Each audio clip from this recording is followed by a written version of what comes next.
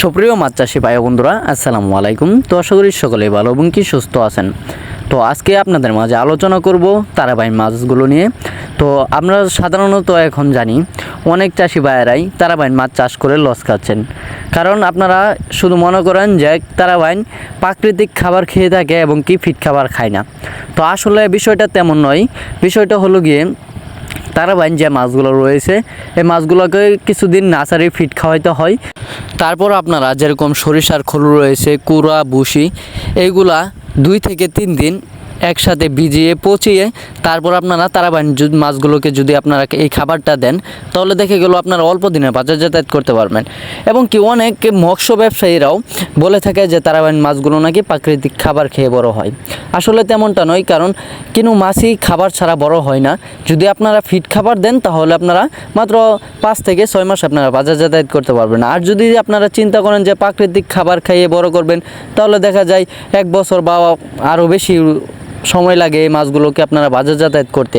তো আপনাদের মাঝে আজকে আমি এই আলোচনাটাই করব যে তারাবাইন মাছগুলোকে আপনারা যারা চাষি আছেন, পুরাতন চাষি এবং কি নতুন চাষি, যারা এই মাছগুলোকে প্রাকৃতিক খাবার খেয়ে বড় করতে চান, তো আসলে এই মাছগুলোকে যদি আপনারা যেরকম বললাম, যদি সরিষার খোল, কুড়া, ভুসি ইত্যাদি যদি আপনারা এই মাছগুলোকে ভিজিয়ে পচিয়ে তারপরে খাবারটা খাওয়ান, তাহলে দেখে গেল 5 থেকে 6 মাসে আপনারা এই মাছগুলোকে বাজার যাতায়াত করতে পারবেন। এবং কি এই মাছের বাজার মূল্য এখন বাজারের সব মাছের থেকে এই মাছের বাজার মূল্যটা কিন্তু রয়েছে বেশ। এই মাছ আপনারা যদি সঠিকভাবে চাষ করেন, তাহলে দেখা যায় বছরে আপনারা এই মাছ চাষ করে লক্ষ লক্ষ টাকা আয় করতে পারবেন। কারণ এই মাছগুলো এখন বাজারে উচ্চ মূল্যে এইগুলো মাছ এখন বাজারে বিক্রি হয়। তো আপনারা এই মাছগুলো যারা ভালো মানের পোনা এবং কি ভালোভাবে চাষ করতে চান, অবশ্যই আমাদের কাছ থেকে ভালো মানের 100% ইনব্রিক্স মুক্ত যে পোনাগুলো রয়েছে, অবশ্যই আমাদের কাছ থেকে ভালো মানের পোনাগুলো ক্রয় করতে পারবেন। আমরা সারা বাংলাদেশে হোম ডেলিভারির মাধ্যমে পৌঁছিয়ে দিয়ে থাকি। এবং কি আপনারা চাইলে আমাদের লোকেশন মতো এসে আমাদের হ্যাচারি থেকে দেখে শুনে মাছগুলো যাচাই বাছাই করে সংগ্রহ করতে পারবেন। এবং কি এই মাছগুলোকে চাষ করবেন কিভাবে?